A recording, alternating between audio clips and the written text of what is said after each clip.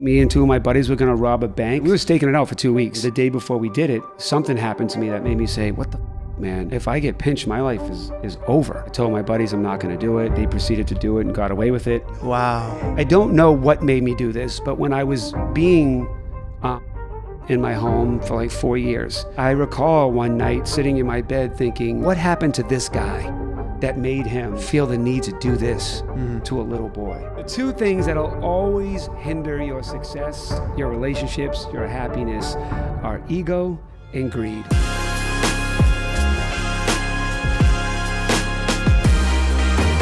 Welcome into the podcast, another episode of Livin Large. Today's Let's go! Of course. Get familiar! Mixtape master, of course. Today's guest, I guess, needs no introduction. He's doing his own hotkeys over here. He's a Grammy-nominated producer. He's made some of your favorite hits on all of the radio. Welcome to the show, Clinton Sparks. Do people listen to the radio today? Maybe we should say on your streaming provider. Yeah, on your preferred streaming provider. Yeah. I mean, I grew up listening to the radio. Yeah, I mean, I kind of miss the radio. They would just play the same song every hour. Everything I know, I learned from my radio. Yeah. And as a kid, like I was very lonely kid that had no friends. I used to sit in my room and listen to the radio. And in fact, I have a new record on Spotify I just put out called Radio. Not that I'm here to plug my music. Yeah. But like if you listen to the lyrics, even the second verse, remember how you told me I could rule the world, Nas and Lauryn Hill, and introduced me to a queen, Freddie Mercury. Back when all I cared about was getting girls, Beastie Boys, you said beware of Billie Jean, Michael Jackson. You told me all about California love, Dre and Pac, with the spirit of a teen, Nirvana. We had big plans, just the two of us, back when it was all a dream, Biggie. You know what I'm saying? Damn. Like, And that was all one or two bars right there. that's the second verse of my song. That's Radio. incredible. Yeah. But like those are the things that I learned from listening to songs back in the day as a kid. Let's talk about your early childhood. You grew up in Boston. Yes, born and raised. Get Born and familiar. raised. All right, let's go. Let's start with get familiar. What the hell does this mean? Because it's your tag. You should get familiar with whatever the fuck I say you should get familiar That's with. right. So when I started on radio in 2000 is when I first got asked to be on a big radio station as a DJ and a host. At the time, I was thinking like, man, how can I stand out and be different than everybody else? And at that time, Funkmaster Flex, if you guys know who that is, one of the top, biggest hip hop DJs ever. Okay. He still is on Hot 97 in New York. So he was the man, and everybody wanted to be like him and drop bombs and or be as important or more important than the people they were interviewing. So I was like, what can I do that sets me apart, that gives me a different angle, but also gives me my own tagline because I'm a brand. Yeah. Right. And this is like more than a decade and people would call themselves a personal brand. When I would call myself a brand in the early 2000s, people used to laugh at me like, what you mean you're a brand? You're a DJ. Right. And I'm like, all right, you'll see. Right. And then it was so big. Get Familiar was like my just do it that like I would walk into clubs or down the street and people would get familiar, like every artist. And so when I came up with that tagline, I was thinking, I sat in my bedroom and I just started writing a bunch of things like what's a strong line that I can say but other people can say too. Because I was also thinking for marketing, like get familiar with the all new Audi. Yeah. I'm thinking about like how can you, or like if Busta Rhymes or Lil Wayne is like, check it out with my man Clinton Sparks, get familiar. It just gave an ending to it.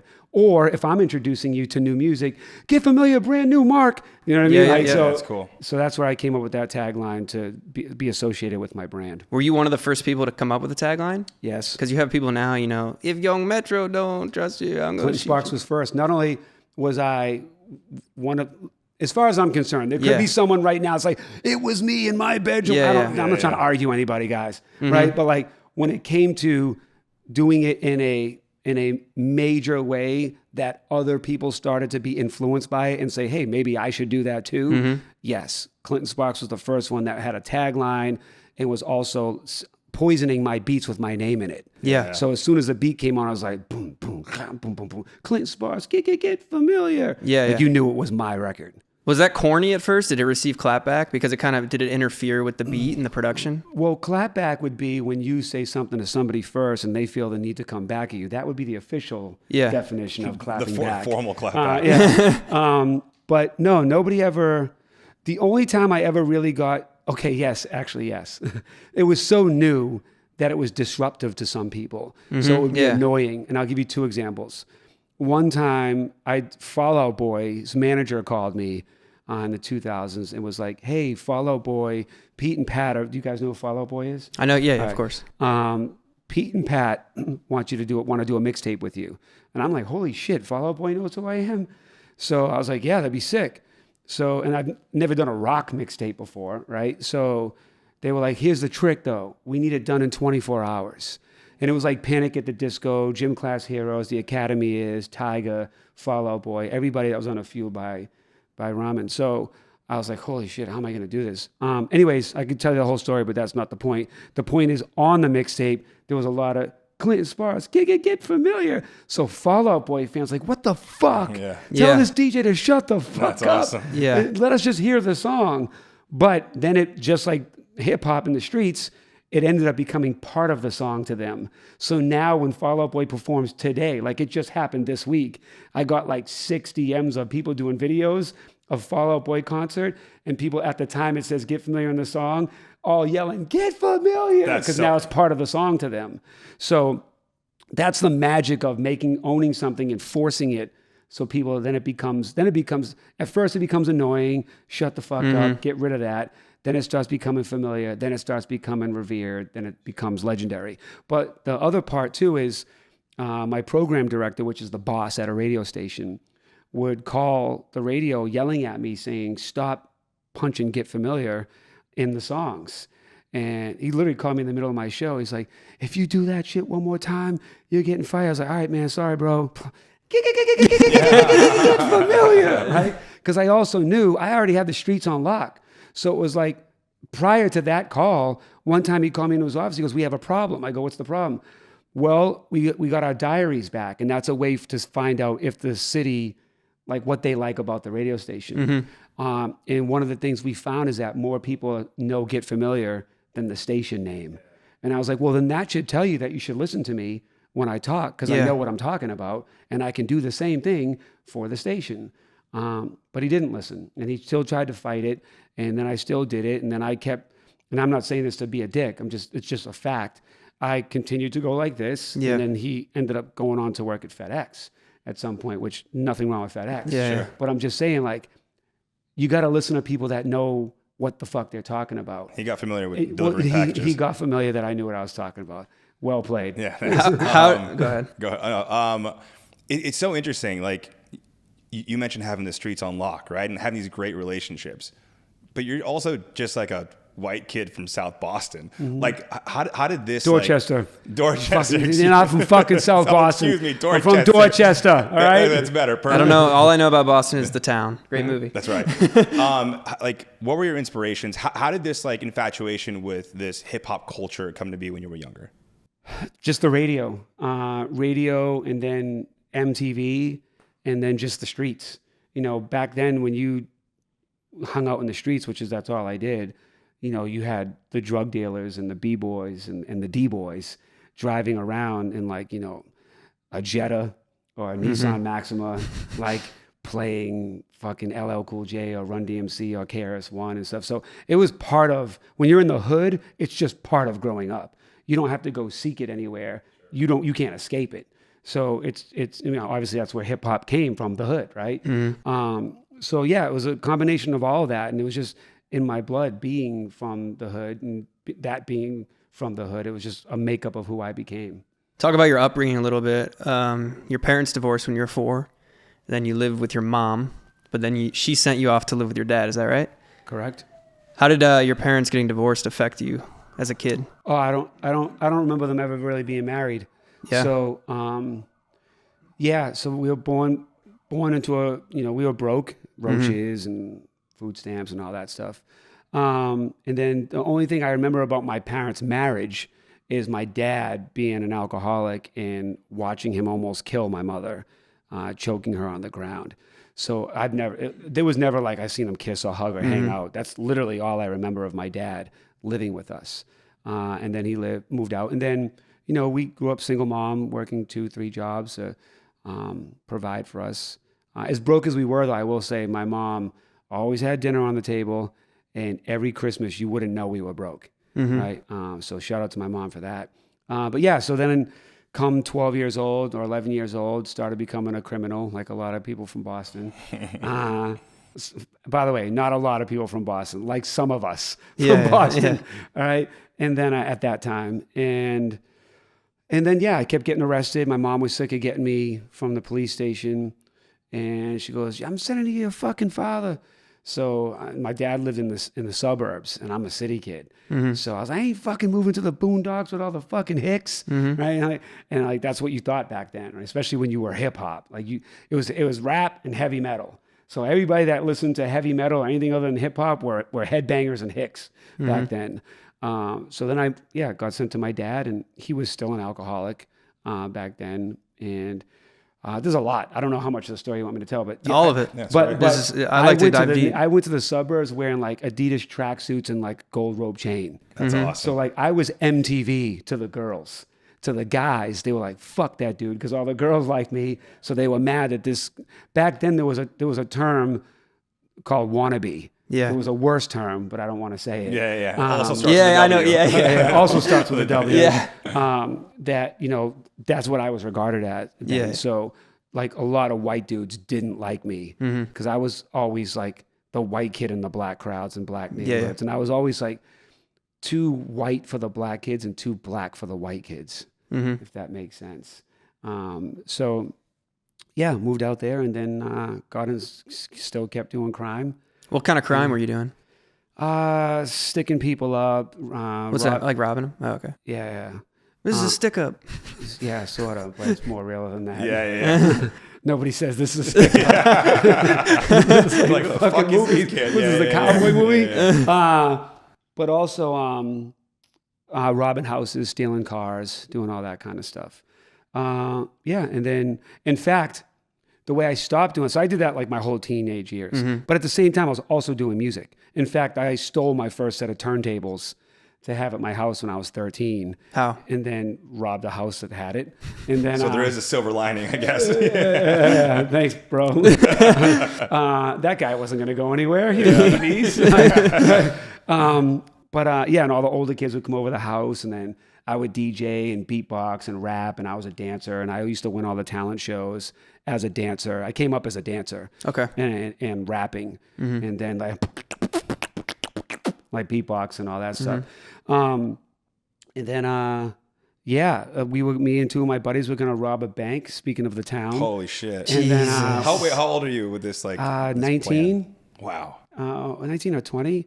And then the day before we were staking it out for 2 weeks. So then the day before we did it, something happened to me that made me say, what the fuck, man?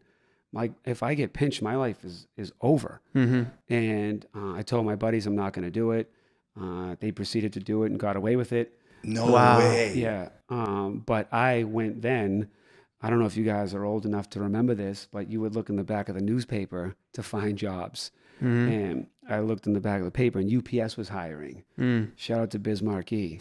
And I got my job at UPS, and all of my like real perfectionist, overachieving, rigorous mentality at like being a great criminal or being a great artist or doing all the things that you don't realize how dope you are at shit until you get older and you look back at it, right? And you don't realize you're making history while you're making it. Or you also don't realize the power and perspective that you're gaining that could be special or serve you well in the future in the middle of being broke or being bullied or being sexually abused or being homeless or all these things. You don't know. You're just doing it. Especially when you're young. You don't understand consequences when you're young. Right. You're like, yeah, what's up, bro? What's up? Boom. That's what's up. See you later. Yeah. It's just dumb. Like, think about how many people cross the street and look at the car like, you're going to hit me? Yeah, I might fucking hit you. I might be in a bad mood. I might be texting. I might be drunk. Like, fucking run, you dick. So anyways, I went and got a job at UPS, and all of that ability to be great at everything else I was doing that was wrong, I now applied it to work, and I was an overachieving, really good employee. What made you not want to go to the bank and rob it that day? I had an epiphany that, like, I don't know if I seen something or I thought of something. but something just made me say, like, if we get busted, my life's over. And I kind of want to have a life. Did they ever get caught? Yeah, one of them did. Yeah. Yeah. Not for that, but for something else. And I actually think he just got out recently and started DMing me. Around that age, by the way. So it's 19, right? Mm-hmm. You start working at UPS. Mm-hmm. You have your stolen turntables. This is when you start. Is this like the start of the mom's basement, like really getting into hosting and interviewing and mixtapes? So in 1999, so obviously like music is in me. This is apparently what I'm supposed to do with my life. What got you into music in the first place? Being a lonely kid with no friends and just listening to my radio. And I used to use my mother's stereo, and I'd press phono and aux, and I'd cut like that. And that's how I started teaching myself how to DJ. And then where did I go? Would you ask me again? Is this the start of like the mom's basement? Is this where it gets started? So I was working at UPS for a few years. Then I hurt my spine. At the same time, I'm still doing music. Like, I'm producing for local artists. I'm getting paid to make beats for people. And I'm also the local DJ in my city of Boston. I'm making mixes for him and getting rappers that come to town and do drops for him, making intros, adding value to him. So that, and I've always done that ever since I was young. How can I help other people? What can I do? Even if I got to show you how to be a criminal. Like, I was just showing people how to do shit to make their life better. So I was doing that for him. When I hurt my spine, I had to get spinal surgery. So I didn't graduate high school, and I can't do hard labor anymore. So it's like, shit, what am I going to do with my life? I have to make this music thing the thing. So I had no plan B. It was just like, all right, I'm just going to make music like my career. And again, like you brought up, you know, I'm a white kid from Boston trying to make it in hip hop. That's New York and black. So everything's against me. Like, New York doesn't like Boston. There's black and white. There's hip hop, and like, you know. So I never even thought about that, though. To be honest, my vision of how I was going to be successful had a little bit of naivete in it, because I didn't even think about I might fail. Like, when people would say, but you're a white dude, or you got no money, or you got no connections. I'm like, okay, I'll make connections. I'll find a way to make money. I'll da-da-da. Like, and to this day, I still figure it out. Like, I don't, in my book, one of the chapters is called Mastering Art, Automatic Resourceful Thinking. And I've been that way ever since I was young. Who can help me? How can I get this done? Where can I go get resources from? So I just figured it out. And that guy who was on the radio, I was trying to get on the radio station, but he was like blocking me from getting on there out of fear that I would outshine him. So I had to say to him, like, look, man, I know that you're worried that I'm going to dethrone you, because we both know I'm fucking better. I go, but the truth is, I'm not. I just want to be a part of your team. If anything, I'm going to help you look better, because I'm going to help lift you up and always point the light at you and recognize you as the guy that put me on. And I'm still going to help you the same way I'm helping you now. I go, now I'm indebted to you because you put me on. But he didn't see it that way and was fearful of what I said. And by the way, I've always been very matter of fact. If I see this is what the problem is, I'm not going to dance around it. I'm like, yo, he ain't put me on because he's nervous. It's clear that's why. So let's talk about it so we can resolve it and move forward. So then a new radio station opened in Boston called Hot 97, and they asked me to go there. And I went back to my boy and I was like, dude, they're asking me to go here. I don't want to go. I want to be with you. They asked me again. I went back. Dude, I want to be with you, man. I want to be on your team. Because I was already the guy doing the funny skits on the morning show. So I'd write all the funny shit and be the guy on the street doing, I was called Stun Stud Clinton. That was like my nickname in Boston. And like, I'd do dumb shit like go knock on people's doors the morning before Halloween saying, hey man, I got to work tomorrow night. I'm not going to be able to do this. Can I just get the candy today? So like, you know, I actually got arrested because some old lady said I was harassing her and the cop showed up. That's like, amazing. There's a lot of shit that I did that was like groundbreaking before like YouTube and Vine and pranks and all that stuff. Like the Jackass days. Like Sure. I had a camera with me all the time. That's wild. My son, in fact, just got all the videos of us as young, and he's watched them now. He's like, Dad, you were a fucking G. Like, you've been doing this shit crazy since like before I was born. And like we were doing it then just out of passion. There wasn't like we can monetize YouTube or get fans. It was just fucking fun. right? And that's where I think a lot of people lose. Most people lose the art of becoming successful because they forget about the fun. They're just trying to monetize. They're trying to be famous. They're trying to get clout. They're trying to get clicks, likes, all that shit. And it's like, and then they get stressed out and burnt out because they're chasing that shit when that's not the shit that matters.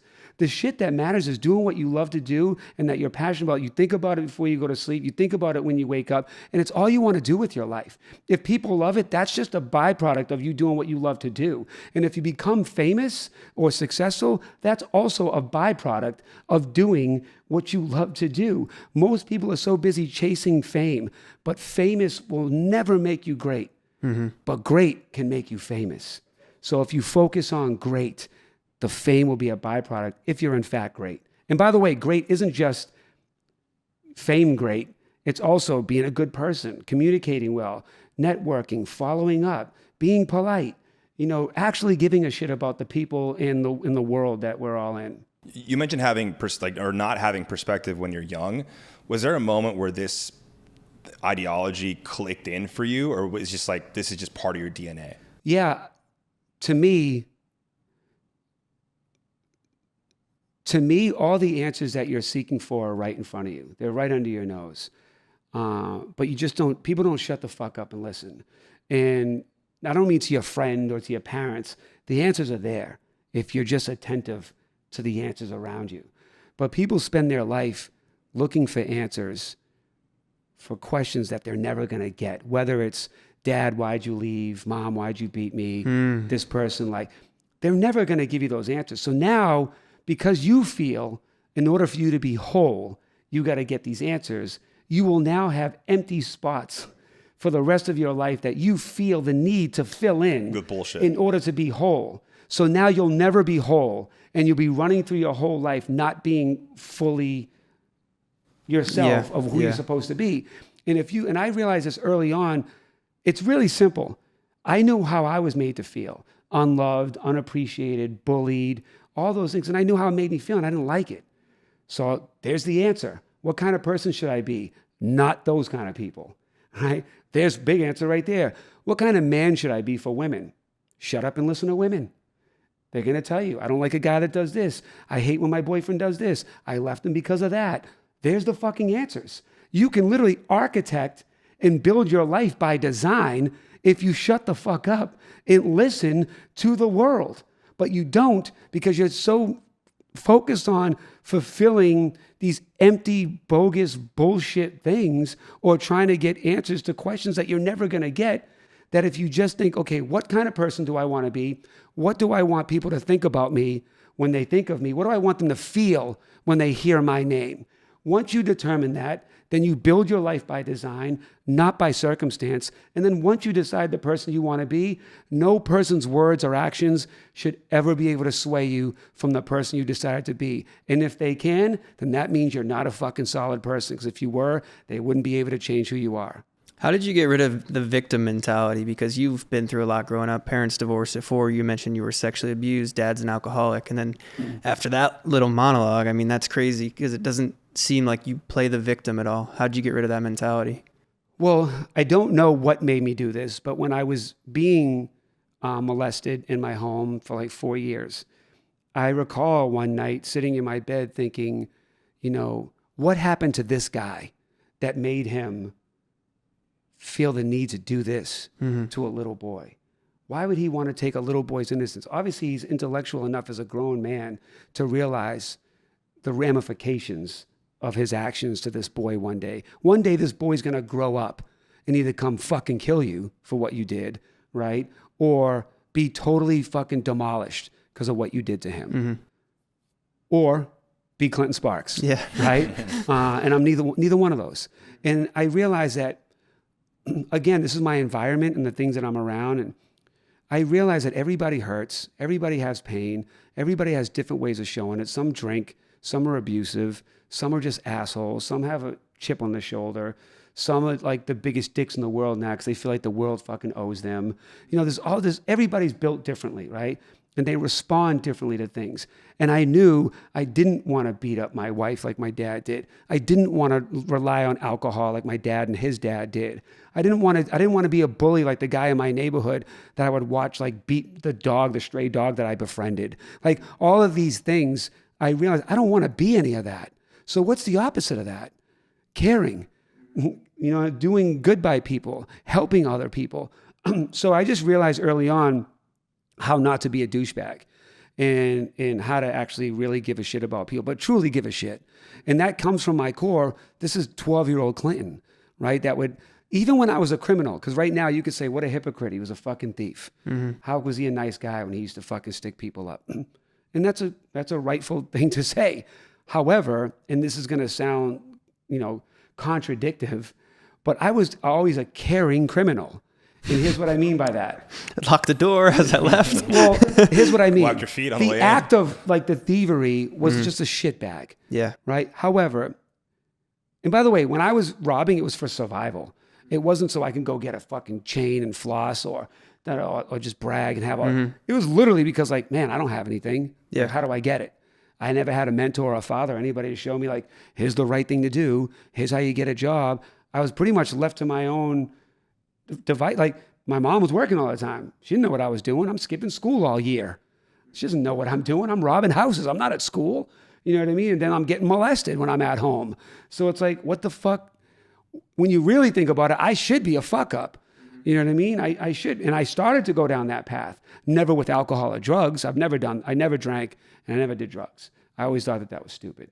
I'm always like, who's that thirsty? You need to drink 6 beers. You know what I mean? Like, I've never drank 6 Coca-Colas. That's amazing. Right? But anyways, and again, that was me paying attention and watching how stupid they look or how that person made a mistake or they got a DUI or my dad. You know what I mean? So, and that's another thing too. People look at the best, and I'll come back to the point, but people look to the best or the most successful to emulate them, to copy and follow the path that they went down, thinking if they can do it, I can do it too. Or if I just do what they did, I'll be as successful as them. I looked at the best and the most successful and would literally only see what they're doing wrong or what opportunities they're missing out on. And that's what I'd hone in on. And by the way, everyone's built different. Everyone does things different. Everyone has a different story. And you guys are in the social media world. You know how much fucking bullshit and lies and facades are around this industry. So it's like, and by the way, I would call that out from day one. Not in a way like you loser, but in a way like, dude, come on, man. Like, just be you. People are going to like you. Well, guess, you're depressed? Oh, you feel lonely? Oh, you feel like it's hard to make it out here because there's so many people doing what you're doing in LA? Guess how many motherfuckers feel like you? Be that. Because that's what people are going to gravitate to. Someone who's fucking thinking just like you. Not a fucking performer or fucking a jester who's out here just trying to be cute and cool and funny all the time. Like, that's not who you are. And if it's not who you are, why are you pretending to be that? Oh, because that's how you get followers and monetize. Got it. It's not fucking real. And you'll burn out. You talk about getting arrested all the time as a kid. What made them keep leaving you out on the streets? What do you mean? Like, why were you going to jail and then why were they letting you out? Like, why did you not get locked up like your buddy? You're underage and you're just doing shit. Like the final thing that made my mom. So I was in the judge's chambers, and they were either going to put me in DYS, which is like detention use services for like. I was 13 or 14. I was 14. It's like juvie kind of? It's basically jail. It's juvie. Yeah. Right? So why I ended up there is I was in a house. I was robbing a home, and somebody came home. And it was an old woman. And all we heard was, Michael! Oh, we were like, no. oh, shit. Remember, I'm 14, so you're not thinking of consequences. You're just, how do I get out of this? So I grabbed one of those iron cast pans. And I'm just like, man, we're going to just fucking blast through this person. Right? So... she ended up walking past us and went down the hall. So I was like, go. We ran down the stairs. So we were able to get past without having to do anything. We run out the back door. We're running across the yard, and there's a big fence, wooden fence. And some big muscle-bound guy comes, hey, you. And we're on the fence. And so the guy runs over. He goes, what are you doing? And I remember distinctly saying, man, I don't know. We seen some kids over here. They were making noise. They were in this house. We came to see what was going on. And then someone came home. We got scared. We ran, right? And he was like, and it, it sounded like a good story, right? So the guy was like, well, jump down. We're going to call the cops and get to the bottom of this. The second his body motioned that he was turning around, I was gone. I was over that fence. My buddy, fucking donkey, jumps down and goes with the guy. Froze, yeah. Yeah, so his mom is an important police officer. So he got his ass whipped by his mom until he ratted on me. So your boy who's robbing houses with you, his mom. That was the first time I let someone rob a house with me. I always did it by myself. But his mom was a police officer. His mom was a police officer. That's nuts. Yeah, he's not the first kid whose parent was a police officer that I know that did shit like this. So it's Thursday night. It's 8 p.m. I'm sitting back with a Coke and some Doritos. And then all of a sudden, gong, gong, gong, gong, gong, on our apartment door. And I look out the window. I see like 6 cops. I run into my mom's room and I'm like, Mom, the cops say, I don't know why I didn't do anything. Then open the fucking door. That's how you get talked to back then, right? Mm-hmm. And then I open the door, boom, they come barging in, gun to my face, da-da-da-da. Damn. By the way, that wasn't the first time I had a gun to my face from cops or the last. It's crazy how you like say it and laugh. Like I've never had that experience, man. It's crazy. Dude, I've been shot at. I've been stabbed. Oh my God. It's weird. Like, I know I'm saying it like casually, but when it's part of your lifestyle, it doesn't, I mean, you could sit here and watch somebody talk about being a drug dealer or a pimp. And they're like, yeah, this is what I do. And this is how we do it. And you're like, so matter of fact about it. It's just their life. But, so I get arrested, and that's when I'm in the jail. And then Monday morning, I go to a court, and the judge brings me in the chambers. And the woman who I would have maybe ran through if we had to was there. It was an old woman. And my mom, man, I feel like such a douchebag even saying that out loud. I feel so bad I even thought about that when I was 14. But anyways, the judge says, all right, so we have 2 options here. We're either going to put you in DYS till you're 18, or we'll release you to your mother dependent on the woman whose house you robbed. That my whole fate was in the hands of this woman who didn't know me. And I remember her trembling voice still saying, well, I have a son, and I know sometimes boys, get into trouble. And, if he, goes home and says he won't do this again. Holy shit.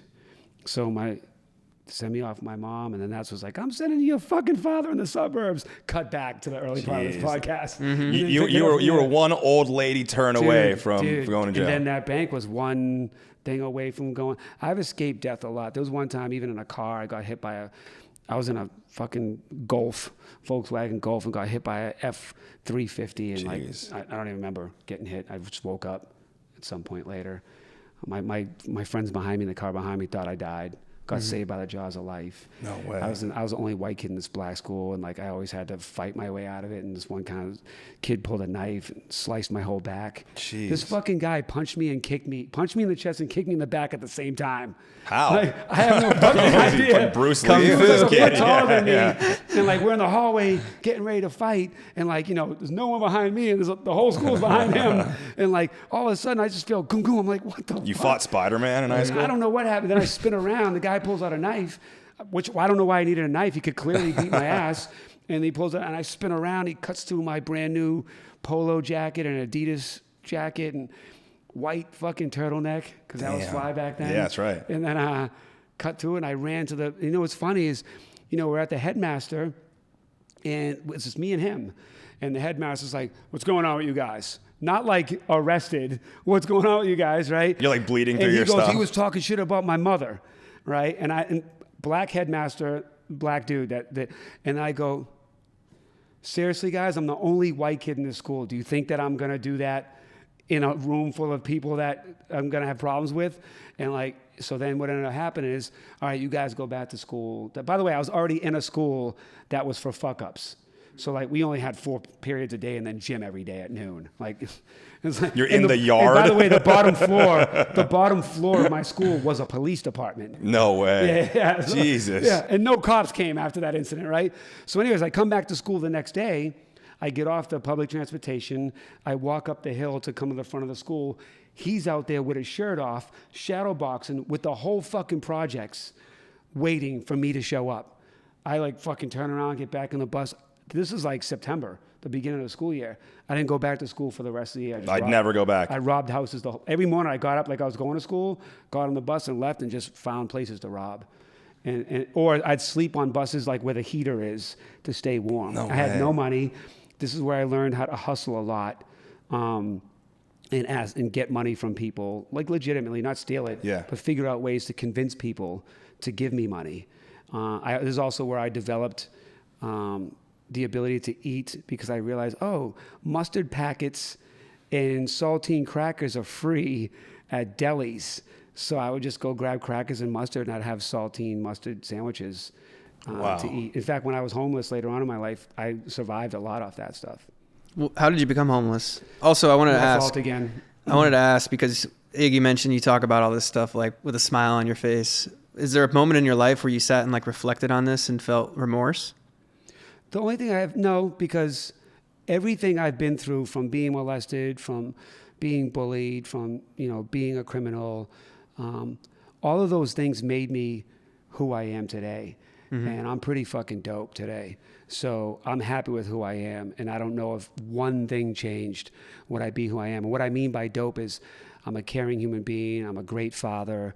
I'm a trusted resource and leader. I'm a fantastic friend. I'm a loyal friend. So those are all the qualities that I knew that I wanted to be. And I built my life by design. And I knew, like when I was a kid, I used to watch Sylvester Stallone movies. And so I pretended in my mind he was my dad, right? And the movies that I would watch him, or Bruce Willis or Arnold Schwarzenegger, they were always good men who did the right thing, who kept people honest and loved their family. So that's what I thought a man was supposed to be. So I always just modeled myself after doing the right thing, take away the criminal history as a kid. Well, doing the right thing. Oh, we never got into how I was a kind criminal, but doing the right thing, being a good family man, being honest and being loyal. But the one point that I did not have remorse, but the only time in my life that I was just going to throw the towel in is when I was homeless, and it was the winter in Boston, and I had a beat up Chevy Blazer with leather seats. So anybody that's from Boston that knows the 90s and how cold it is in leather seats knows how fucking cold the car is, especially when you have no heat and no money for gas. So I pulled into a wooded area to go to sleep because I felt like it was safe. It was so cold. I literally sat in the back of my, shivering, and I just I'm just going to die tonight. I just didn't even think twice. I'm I just probably will die tonight. Woke up, didn't die. And, but I was all set to I wasn't worried about it, wasn't trying to escape it.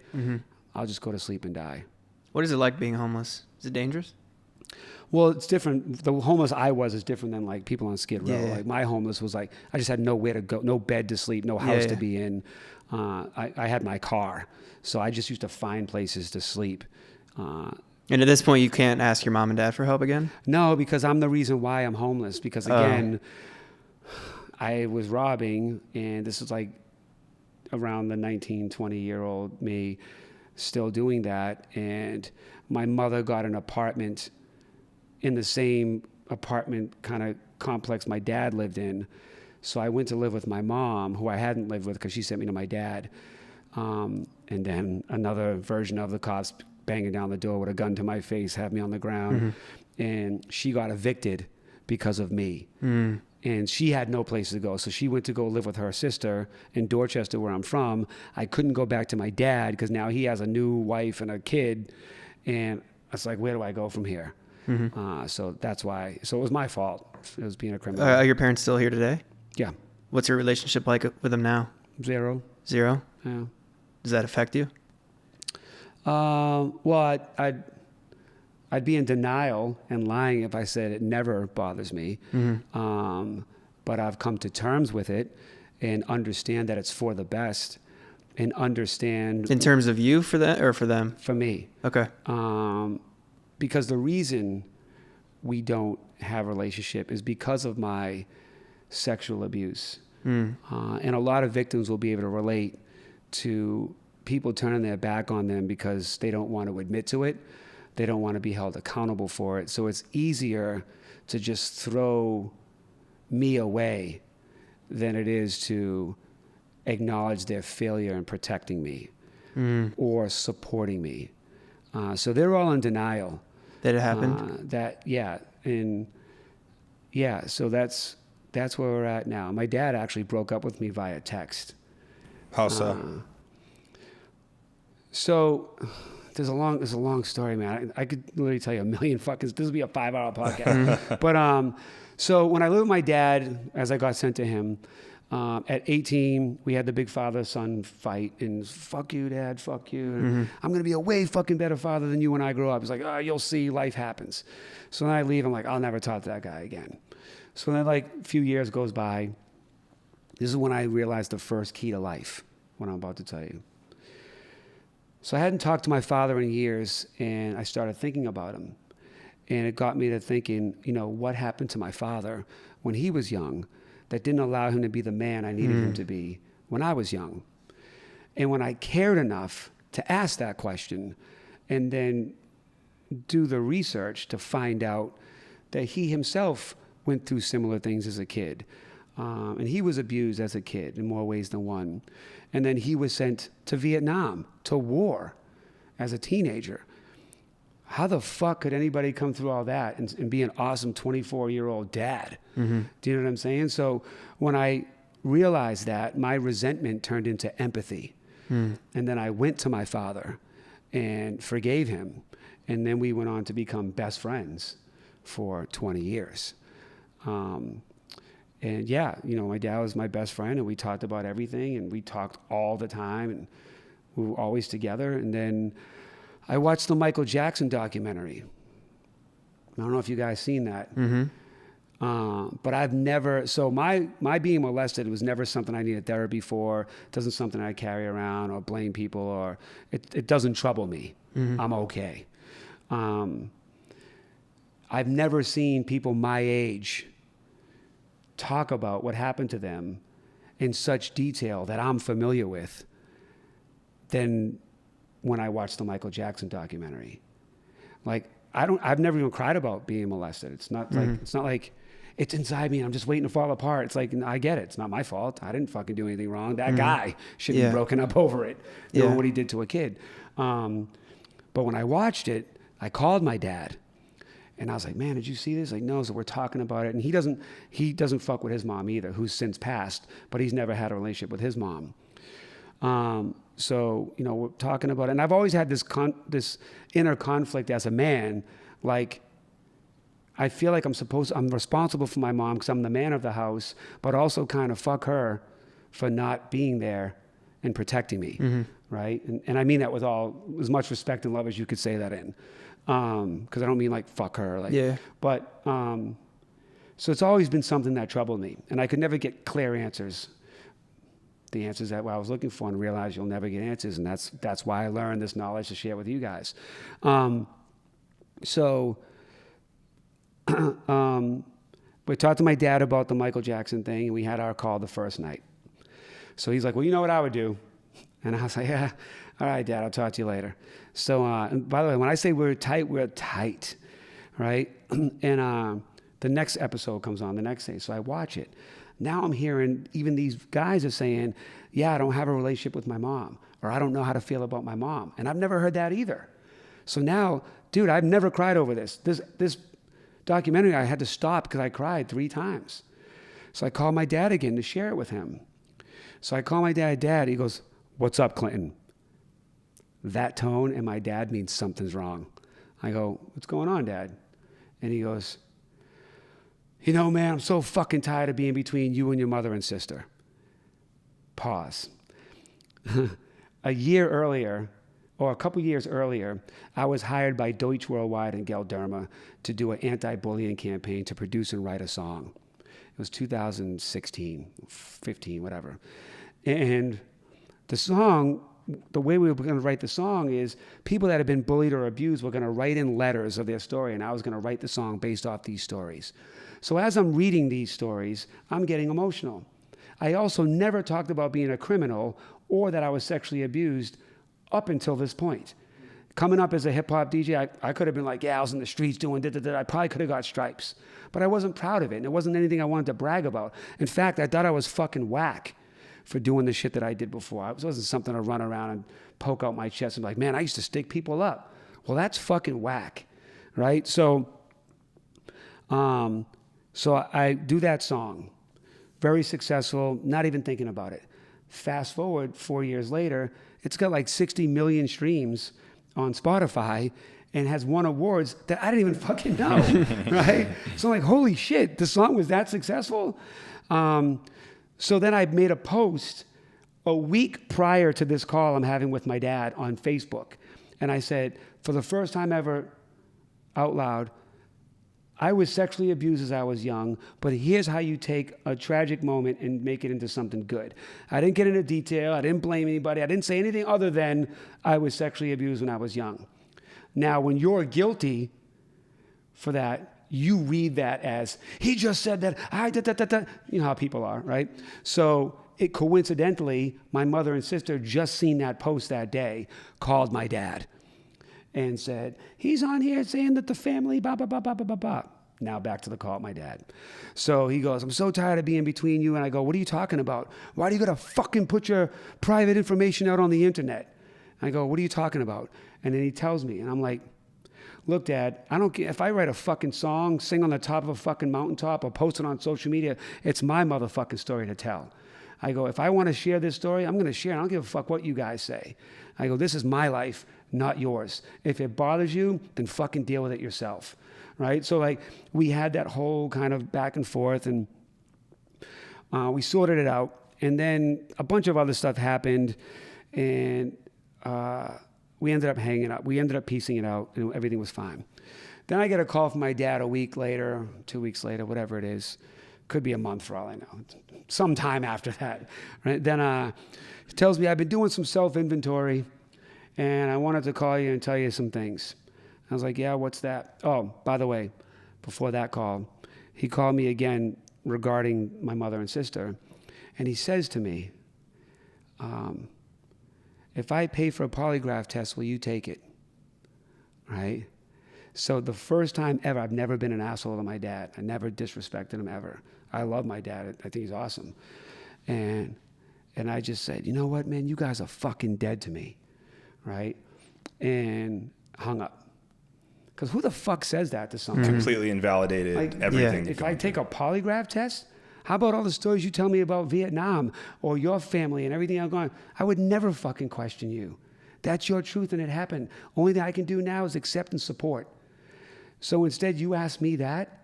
So I immediately called him right back, because what I don't want to happen is what we happened at 18 years old. So I called him right back, and I said, Dad, I don't mean what I just said. You're my best friend. I'm really sorry for saying that. And he was really upset that I said that. And I said, see how upset you are right now of what I just said? That's how upset I was when you said what you said. That made me say what I said, right? But again, I might be talking too logical right now. Right? Mm-hmm. To me, this is normal, but someone's listening right now and it doesn't make sense. And it's like, you should have never said that. And it's like, so my dad, we ended up talking for like 2 hours and we sorted it out. And, you know, my dad has his own issues. He still goes to therapy and stuff like that. So now fast forward to the inventory call and I go, oh yeah, what's that? He goes, well, if I can forgive this person, it's the person that like stabbed his brother to death and killed him.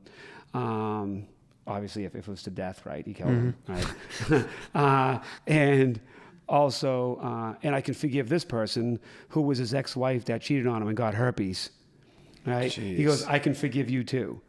And I'm like, so in my mind, I'm not even going to respond. I'm just going to let him keep talking because I think that's ridiculous, but I'm not going to say that because it's just going to be an argument. So I let him go on and on. He talks for 15, 20, 30 minutes. And I'm just like, he goes, what do you think? I go, man, Dad, it sounded like it's something you had to get off your chest. I'm really happy I was able to sit on this call with you and listen to you. And I'm glad you were able to overcome these things that have been troublesome for you. He goes, yeah, but what do you think? And I go, what do you mean, what do I think? what do you think about me forgiving you? Remember, I'm a Boston guy, right? So it's coming out. And I'm just like, and I didn't want to go this route. I was willing to just hear it out, move on. Let's just be best friends. Yeah. And then I go, well, to be honest, Dad, I don't know what the fuck you're forgiving me for. And he goes, you don't know what the fuck? How about when you said you're dead to me? I go, how about when I called you right back and said I apologize, I didn't mean it, and I told you why I did it, I'm totally sorry, and I totally didn't mean that. How about that? All right, and then like, he totally forgot that whole conversation happened. So then another week or two goes by.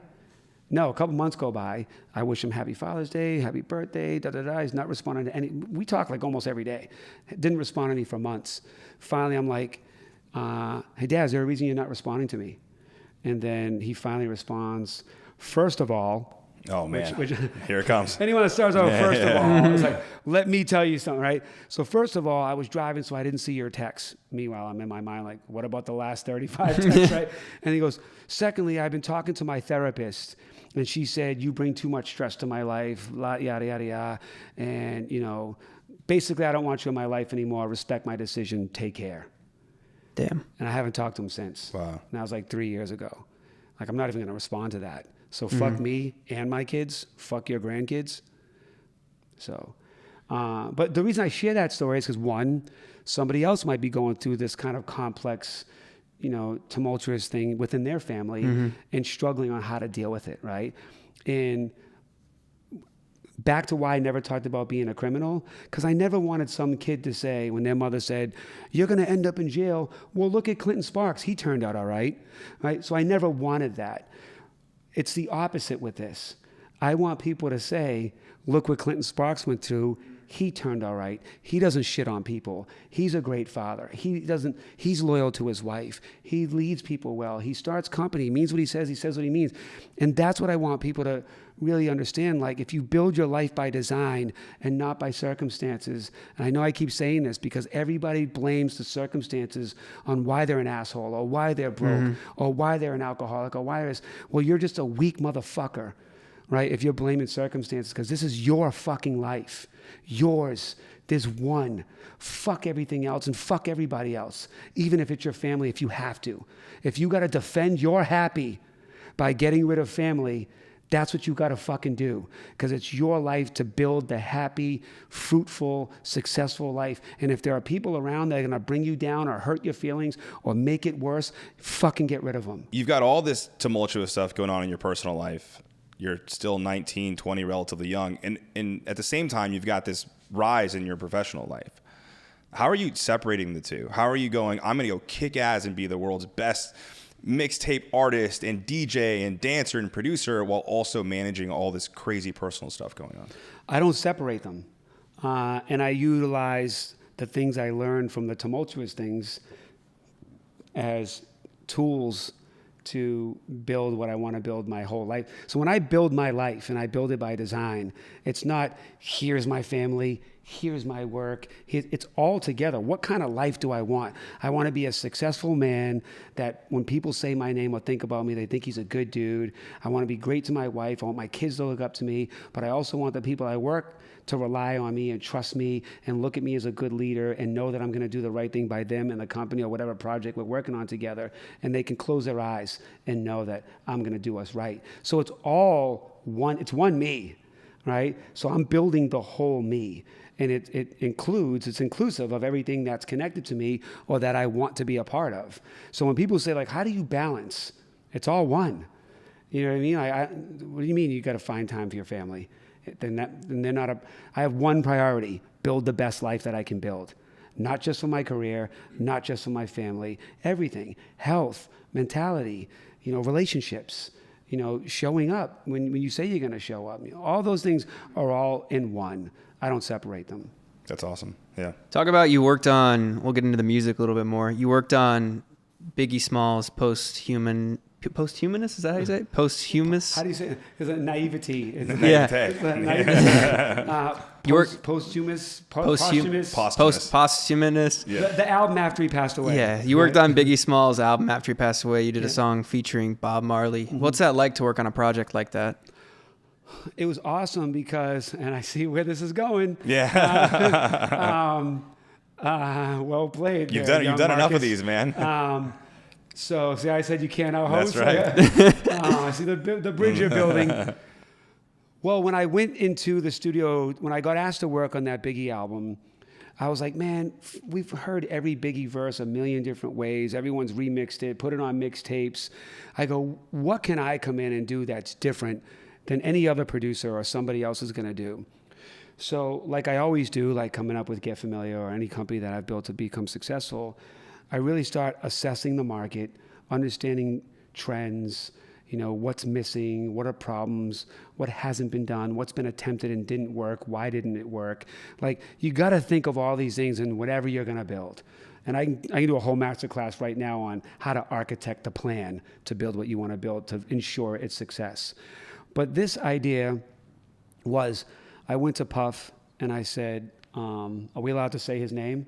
Sure, he's not Voldemort. Yeah, you can say it.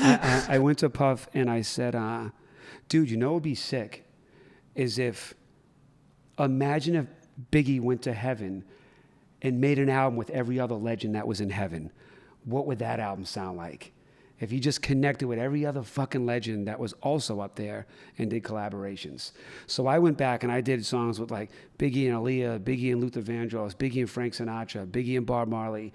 I did a whole bunch of songs and he didn't see that vision. I was like, that concept alone will make everybody interested. Mm-hmm. But they just wanted to go get the flavor of the month producers, sure. And whatever.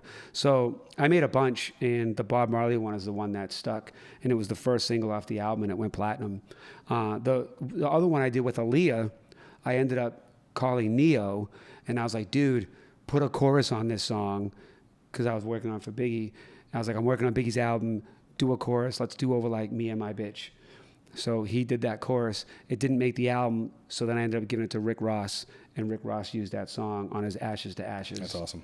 Project. When you work on a project like that, who's sending you like the stems and stuff? Like you got the original stems, or you have to pull them from like the For song? Biggie? Yeah. Oh, dude, they were so unorganized, they didn't even have stems.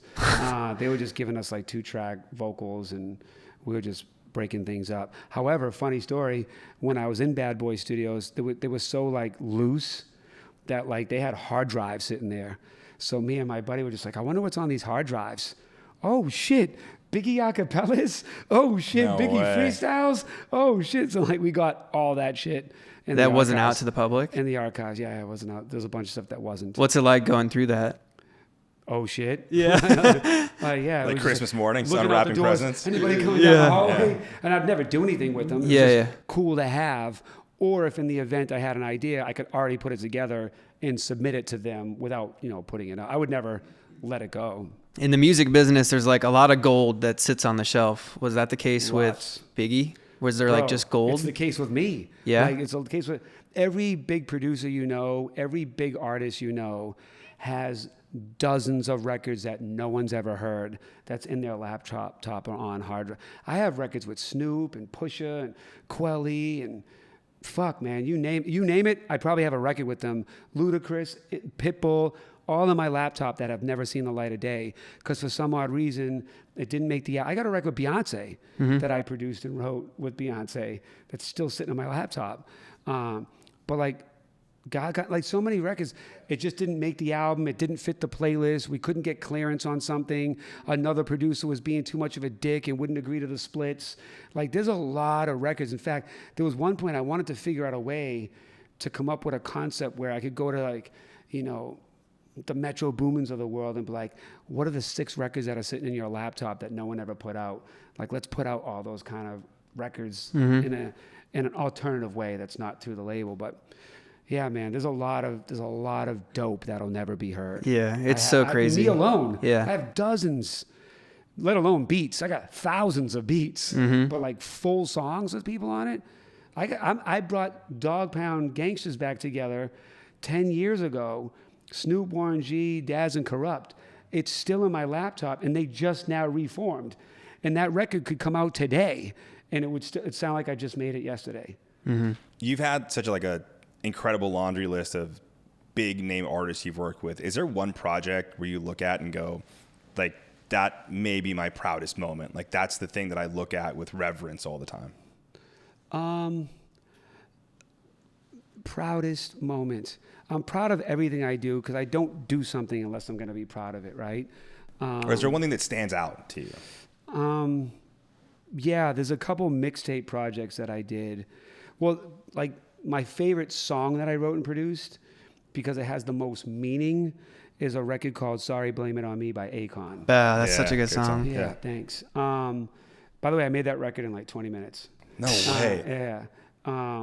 It was one day that we were working on beats all day and literally turned off my keyboard. And I was like, you know what? Let's give ourselves like 20 minutes to see if we can just make a hit. Let's not even think. Let's not try too hard. So I'm like, boom, boom, boom, boom, boom, boom, boom, boom, boom, boom, boom, bloom, bloom, bloom. I'm sorry for the wrong things that I've done. Yeah, and then I just started sitting there thinking like, sorry for the and I was like, dope, we got it, blah, blah, blah. And then I said, I understand that there's some problems. Matter of fact, funny song, how that record got to Akon is everybody was offering me record deals. Ludacris, Diddy, Jermaine Dupri, T.I., Akon, Eminem. Everybody was like, yo, sign to our label. And I was like, man, who do I want to sign to? Who do I want to be most associated with? Then again, doing that formula of understanding how to build the best thing, I'm like, everybody associates me with all of them anyways, right? So why go with one?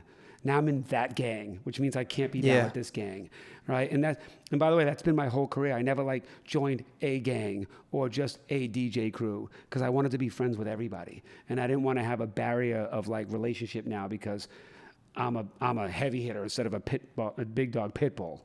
You know what I mean? So now it's like, oh, you're with them. Are you, not to interject, is that rare in this space? Are you rare in that way, or do other producers? I've been rare. Well, I don't know if it's rare, but for me, it always worked being me and not part of something else. Sure. And I've always focused on building such a great me that instead of me joining other things so that now I can benefit, I focus on building such a great me so you can benefit from being down with me. Yeah.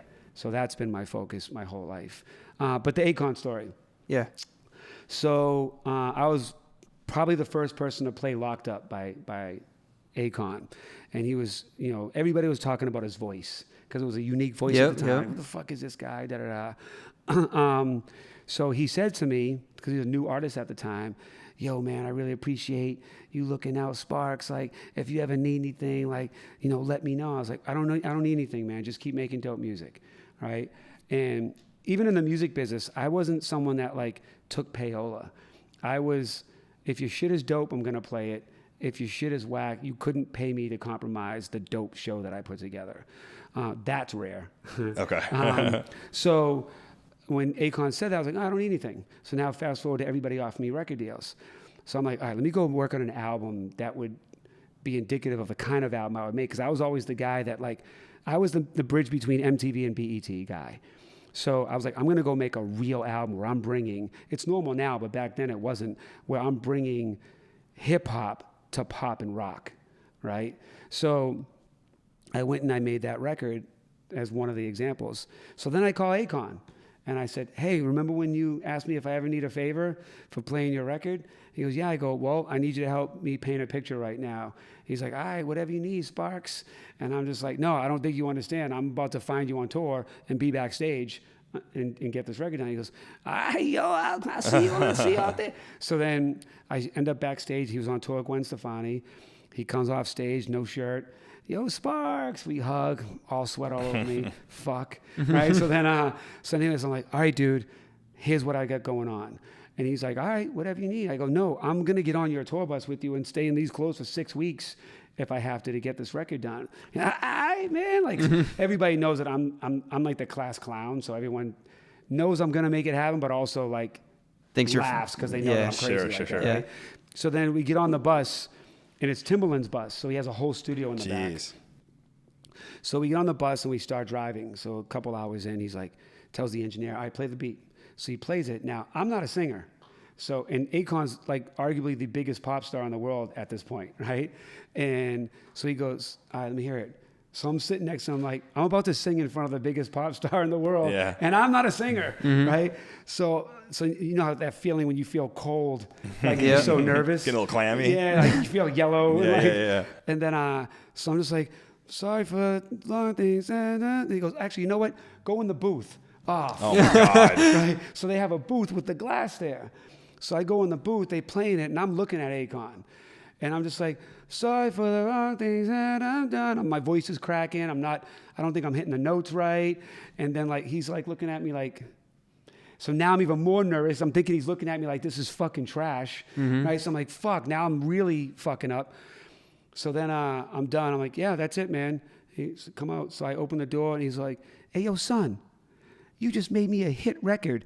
Instantly, my confidence comes back. I'm like, yeah, dude, I know. I've been trying to tell you I need you to do this record because it's a dope record. And he's like, what are you doing with this record? So I told him what was going on. And then he goes, yo, he calls Jimmy Iovine right there on the bus. And he's like, yo, we got to sign Clinton, blah, blah, this and that. And then that record ended up debuting number 7 on Billboard. That's amazing. And by the way, I'm also in the video because I helped co-write and direct the video with the legend Chris Robinson. So I came up with the 3 storylines and, you know, the dude getting in trouble and then me going away because that song's based on my real life. That song, I wrote that song for me. Like the first verse was about my wife, second one was about my mom, and the third verse was about my dad. When I'm like, nah, I put the blame on you on the third verse. So first one was like my wife, why I'm gone all the time, I'm traveling, sorry I'm not always there. Second verse is about mom, sorry that you were left to raise us by yourself and he left us, and da-da-da. Then the third verse is like, you know, sorry that we don't have the relationship that we should have because you fucking left. You know, so like if you listen to that record now, I'm gonna listen on the way back home. By the way, I have the original version that Akon cut that was only my lyrics. He went and changed it like I was on tour with Gwen Stefani, Verizon did them, and he added different lines that like made it personal a to him. momentary song. Yeah. But I have the timeless version That's of him. awesome. Again, another record that'll never come out. Yeah. But I'll send it to you. I'll listen to it. You can That's put it awesome. out. How does Because that? I didn't put it out. That's right. How does that feel, writing a song so personal to you and then giving it to someone like Akon? It feels great. It feels that going back to earlier, if you watch this whole podcast, you'll notice a point when I said, just do what's authentic and what you love and what's passionate, and it'll fucking all work out. That's it. I make music for how I feel. Yeah. I don't say, all right, man, I'm up in the club, we popping bub, it was a dub. I'm not sitting here trying to fucking make a jigsaw together so I can make a club hit. So like someone, this is going to be lit because what I do is I make music that people need, right? Because then it lasts forever. And the way I approach that is I write what I'm really feeling right now, right? Am I missing this person? You know, am I the reason we fell apart in this relationship? Like, I know you ain't really gonna leave. Why do you keep telling me you're gonna fucking break up with me when I do shit? I know you don't mean it, right? These are all songs that I have, right? Or like, yo, if you don't love me anymore, why don't you just shut the fuck up and go? I got a song called Shut Up and Go. Because I literally, with my girl at the time, I said out loud, a lot of my songs come from me just talking, right? So I was like, yo, if you don't love me, why don't you just shut up and go? And like literally, I can't tell you how many times in the middle of me talking, I say, that's a dope concept for a song. And I go and I write the song. And if you listen to the song, you're like, oh shit, this sounds like me as a man having an argument with my girl. I'm gonna shut up now, all right. I'm gonna let you think, you're right. Da-da-da. Like all the things like, what the hell would you break my records for if you don't love me? That's her mad. Right now, like, That would be amazing if it was her. if you don't love me anymore, you should shut up and go. Like, I forgot what the hell we're fighting about. You're so ugly when you shout. You should shut up and go. Like, these are the things I was feeling in that argument. But yeah, so when you just do what comes to you and what's real to you and stop chasing trends or what you think will work because somebody else did it or because you think it's going to make you passive income or like multiple revenue streams. And like, bro, I've been making multiple revenue streams since I was fucking 12. And it wasn't because it was a concept that somebody taught me. It was survival. Do you know what I'm saying? It wasn't to flex or floss. You can look at my social media for the past 15 years. I never flex, never floss. But you know what I've been doing since Facebook, the inception of Facebook? Giving out game. Telling people, inspiring and trying to motivate people on how to do things better than the way they're doing it. The biggest problem I've run into through my whole career wasn't doing dope shit, wasn't working with big celebrities, wasn't making records, wasn't building businesses. It was convincing motherfuckers the right thing they should be doing. That's what I've dealt with the most in my life. And then I sit there, and I'll never say I told you so, but I could a million times. Whether it's a rapper, it's an athlete, it's an influencer, it's a business partner I had, it won't work that way, and here's why. You want to know why I'm right most of the time? Because it's not based on my personal opinion or taste. It's built off of experience and knowledge and research and understanding psychology and mentality and forecasting trends. So when you put all those things together, you can make a pretty solid assumption of how we should do this the right way and the highest probability of success. Not just, oh, I think it'll be dope. Why? Man, cause da-da-da-da. It sounds like your opinion. It sounds like you emotionally think that that'll work. Let's actually logistically and technically see how to make it work. And most people don't do that. And the reason why is because they have an idea and not a plan. Everybody has an idea. Nobody has a plan. Well, you made a post on your social media today talking about the plans that you have, the goals that you make, and the importance of hard work. How would you categorize hard work, talent, and building relationships to be successful in like the music business? It's all in the same. Does hard work come first? Because I had a friend always say hard work beats talent. And is there any luck?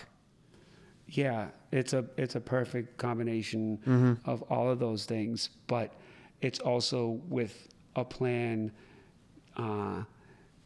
in calculated steps that up your chances of luck. Or up your chance. Pitbull has a quote. What does he say? Mr. 305. Yeah, he says, I noticed that the harder I work, the more luckier I am, right? And that's true. So people say it's luck, but is it really luck, or is it just because you're out here putting yourself out there, doing the right things, being the right person, making the right connections, and then the right things are happening now because you're doing all these right things. Luck to me is you're sitting on this couch and a fucking plane hits this building and everyone dies except you because it missed you on that couch. That's luck. You know what I mean? Luck isn't like I've been putting in a decade worth of work and then all of a sudden this opportunity arises. That's supposed to happen. That's what I've been working for. What's the quote? Luck is when hard work meets, or preparation. Yes, hard work or something like that. But then there's also like, what's hard work? Everyone has different definitions of that too. There's smart work, there's hard work.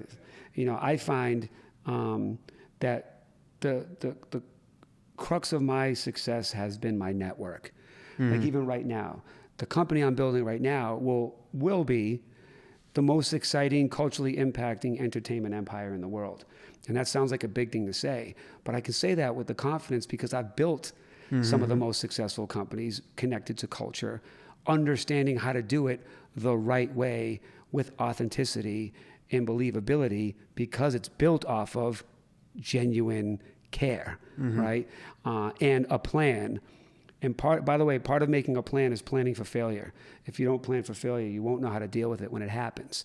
That's why people get crushed or depressed or distraught when like, oh my God, this thing didn't work out. It's like, all right, it's cool. Here's what we do now because we already planned for that. Most people don't do that. But yeah, my network is what built me up, and how I built my network was by adding value. When I first started, even to this day, like I don't need to be at this podcast. Do you know what I'm saying? Like I don't need to be at any podcast. But I come from multiple reasons. Why would I come to Mark's podcast? Because Mark seems like a good dude that I met at Sean's podcast. I see the trajectory of your career. I see what you've done, what you've been through. I've seen the up, I've seen the down. I've seen the rebuilding and remaking of the next up, right? And I can tell just by your body language and hearing a couple of things you said we met for 5 minutes. Then I watched you a little bit at the poker tournament. I know who you are. I know what you're about. I know what you're going through. I know who you want to be, right? So I'm here because it's people like you who I want to become friends with because I know that I can add value to people like you. And if I can help prop you up, you're going to help prop somebody else up. They're going to help prop somebody else up. Guess what? We're all now, if I push you up, then you get up there, then you pull me up. Then I push you. And that's what life's about. So if I got all this game to give, why am I not going to give it to the people that have the highest chance of going and putting it to use and going to help other people? It's the kind of the theory of everyone's out here selling a book or a course or a ClickFunnels or whatever these things are. And it's like they give you everything except the answer. But if you click this button and pay me $1.99, I'm going to give you, like, I look at it like if you're going to touch that stove over there and about to burn yourself on it, Mark, bro, throw me $20 real quick. I'm going to show you how not to burn yourself. It's just a dick move. I'm going to just say, bro, you're about to burn yourself. Watch out. And you're going to say, oh, dude, thanks. What that does to you inside, one, makes you fuck with me more because you know that I cared about you. Two, you're happier now because you didn't get burnt. And three, it encourages you now to go give that same kind of value to other people and care about people. So that's all. The two things I ever cared about since I was a kid was one day becoming a great dad, because I didn't have it, and making people happy. And that's all I care. I never once thought about fame or money, never. Because that's just like, that shit comes and goes. It's not real. You know what I mean? It's And I'm not sitting here saying like, who cares about money? No one needs it. Of course we need money. We got to pay our bills. We got to eat. But you just do the dope shit that you love to do, and that's what makes the money. And then it doesn't even feel like you're working hard. Right. It just feels like you're alive, but like legitimately alive, because you're doing the fucking shit you love, and you're making money, and you're making people happy, and now they want to make you happy. What's a better life than that? I appreciate the kind words, to be honest with you. It's really cool to hear that from you. I want to go to the bathroom real quick, and then we can talk again. I also have to piss. Yeah, I've been holding piss forever. All right, bathroom break over. I want to backtrack a little bit. You worked obviously with Biggie, post-human. Did you meet him before he passed away? I did not. Or Pac? I did not. How do you think the drama today, like the Drake and Kendrick beef, compares to the Pac and Biggie? Less dangerous. Yeah. Yeah, I mean, it's hip hop, man. That's what hip hop was built off of: battling, challenging each other's manhood. Is it PR based or is it genuine? No, it's real feelings. I mean, I Yeah. don't think they sat there and calculated, let's diss each other. I think they're real feelings. I think people feel that they're being challenged and they have to respond. It's the same thing like, I just seen like Bryce Hall like posts like going at like, Logan Paul or something. It's just like, just talking shit. You know what I mean? It's part of... But it kind of goes against everything that you talked about because it's obviously for clicks, Which right? is? You No. say you like to be genuine and stuff, and then you have all these people out here gaining a ton of popularity No, by the act causing... the act of what they're saying and doing isn't for clicks. The clicks become a byproduct because people are interested in hearing the shit that they're talking. It's... If you challenge me, if Mark, you walk up to me in Vegas and you push me, I'm not like, let me see who's watching before I push him back. I'm just knocking you out. Do you know what I'm saying? But I'm not looking for... But the instigation in itself, no? You don't think it's a click-based thing? No, I think there was somebody was offended, took something maybe the wrong way or more serious than they needed to. Top three, I'm talking top me. You know what I mean? When it was J. Cole, Drake, and Kendrick. And then someone's like, oh, so this motherfucker don't even want to be in the same Mount Rushmore? He thinks he's bigger than us? It starts with that. Look, in anything in life, the two things that'll always get you in trouble, and if you can fucking delete these two things in your life, you will have a much more successful, happier life. Do you know what those two things are? Drama and women. No. That might be the same thing. No. Do you, audience, do you know what those answers are? We'll give you a second. I'll let you edit it and put a... Do you know, Iggy? Two things. Yes. Negativity, gluten. The two things that'll always hinder your success, your relationships, your happiness are ego and greed. If you get rid of ego and greed, which is another thing I learned as a teenager, you will never have the problems. I will never get into a debate over someone thinking they're better or somebody wanting more money than me or somebody getting something that I didn't get. I don't care. It doesn't matter. So even when I was coming up as a DJ, if I knew I was the guy that broke that record, but a different DJ at my station got the platinum plaque, I wasn't like, what about me? Why didn't I get it? I don't care. My goal wasn't playing that record to get a plaque. My goal of playing that record was to have the dopest fucking show and play the dopest music. If the plaque came, cool. That's a byproduct of me being dope, right? But I wasn't chasing it. I mean, I think you can see the common thread throughout this whole podcast of the success I've had, never chasing, just planning and then acting. How do you feel about the Drake and Kendrick thing? I saw a picture of you with Drake. I don't know if you've ever met Kendrick. I'm sure you've had, no? I met Kendrick when he was K-Dot. K-Dot? Yeah. I don't even know who that is. Familiar with your hip-hop history. As a music fan, unbiased opinion, do you think there's a winner? Do you think it's Kendrick? Do you think it's Drake? Does it matter? I don't think it matters. Nothing matters. I mean, unfortunately, we live in a world where someone can do the shittiest thing and like, this is the theory I go by. Everyone's one hit away from being back on top. And it doesn't even mean music. Yep. Just in anything. Mark could go do something that everyone's like, fuck Mark, he sucks. Then he does something great next year and no one even remembers that they thought he sucked last year. That's right. Like, Yep. You're only as great as your last project or something like that. There's no standards or morals anymore where someone's like, this is something you guys won't remember. But when I was in middle school, there was an Oklahoma bomber. Mm-hmm. Yeah. Right? All Yeah. right. So, I mean, I don't remember, but I've seen videos about it. And it's like, we as a country collectively came together and said, that's a bad dude that did a bad thing. Fuck that guy. Mm-hmm. There wasn't half of us saying, well, he's got reason to blow up the building. I can justify why he's blowing up the building.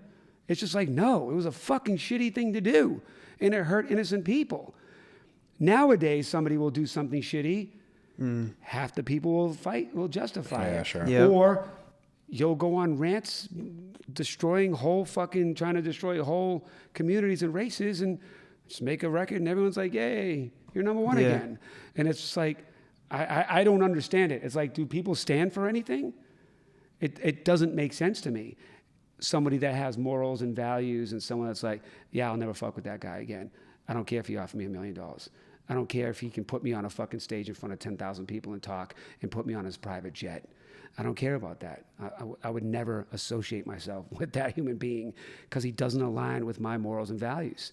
And most people today, morals and values are superseded by money and notoriety. Mm-hmm. Yeah, but I can get in front of his audience. Yeah, but he's got a lot of money. Yeah, but if he puts me in his circle, I'll make those connections. I'll get them myself. I'll get my own money. If I want a jet that bad, I'll fucking work and get my own jet. So like, I don't subscribe to just being down with somebody because of the benefit that they can provide if it comes along with potential negative. Money and notoriety, aka ego and greed. Yep. Ego and greed, guys. What was it like growing up during the Biggie and Pac beef? So I specifically remember the day. I feel like I'm like an old timer, and you're like, what was it like back? Well, I mean, I was dead. Yeah, I was it's just not so dead, but I wasn't alive. It's funny because I'm old enough to remember all the dope shit, and I'm young enough to know what the fuck is up now, right? Yeah. So I remember the day saying to my friends, this is before Biggie came out, like, yo, do you guys feel like hip hop's over? Does it feel like it's dying? And I remember having this debate with a bunch of people in the barbershop back in Boston. And then I remember sitting on a stoop in the summer, and some guy was walking down the street with a radio in his hand, and playing Juicy. And I was like, what the fuck is that? I got off the stoop and walked on the other side of the street to keep listening to the song. And I was like, whatever the fuck that song is, whoever that is about to change hip-hop. Like, hip-hop is about to go like this because of whatever that is. And it did. Mm-hmm. And as a matter of fact, I felt that same way when I walked into Best Buy before Oops, I Did It Again from Britney Spears came out. Back then, they used to like have reels where they'd put songs to promote upcoming artists in like Foot Locker and Best Buy, and they'd be on TVs and stuff. And I remember walking into Best Buy, and I was so enamored by the video. I was like, I don't know who the fuck this is, but she's about to change all of pop music. And it happened. Right? So obviously I wasn't the first one to say it. The people that signed her and put that video together seen that before I did. But I'm just saying, like, the ability to understand trends, that happened, what needs to happen, what people will tolerate. Even as a song producer, most producers, like say Rihanna, say there's a call out for Rihanna's working on a new album. Every producer goes in the studio and makes stuff they think sounds like Rihanna, something Rihanna did already. A real good producer goes in and tries to make stuff that's gonna make Rihanna evolve and grow past what she once was. So there's a fine art to that where you got to give enough that you don't go so left that her fans like, what the fuck are you doing? You just did a Heartbreaking 808s album, but enough that says, all right, guys, because I'm dope enough and you trust me, we're gonna go over here now a little bit. But that takes real art and a real producer, not a beat maker, a producer. And there's a big difference between those two. I feel like I could talk to you for another 3 hours, but I'll close with this last question. You were nominated for a Grammy on Lady Gaga's Born This Way album. What did you do on that song, Bloody Mary? Produce a record. So yeah, I actually just got awarded a BMI Pop Award of the Year this year for that song because of Wednesday on Netflix. Yeah, I was gonna bring that up. It brought the song, like, you know the song, Dance. Yeah, that's right. Man. So, so that song, it was on all the Billboard charts last year. I did over 400 million streams. And it's what, 13 years old or? Yeah, 12. Yeah, now it's 13 years old. But that goes to show when you do dope floats, when you just produce dope, it always fucking floats back up somehow, some way. And that's even your reputation. So like, even if you did something that could technically be controversial right now, if overall you're dope, you'll float back to the top. Dope floats. Why do you think it gained some, I mean, because obviously it proves it's a good song. And then it didn't get popular until Wednesday puts it out. Then it goes on TikTok and then it has this huge explosion. Yep. How does that feel to like gain popularity on a song that was put out 13 years ago? I'm happy for everybody involved. It doesn't, I don't really celebrate myself that much. So I don't like celebrate wins, even though I always say you should. And let me rephrase that. I don't stop to throw myself parties and like celebrate my accomplishments. My accomplishment is the overall life I built for myself.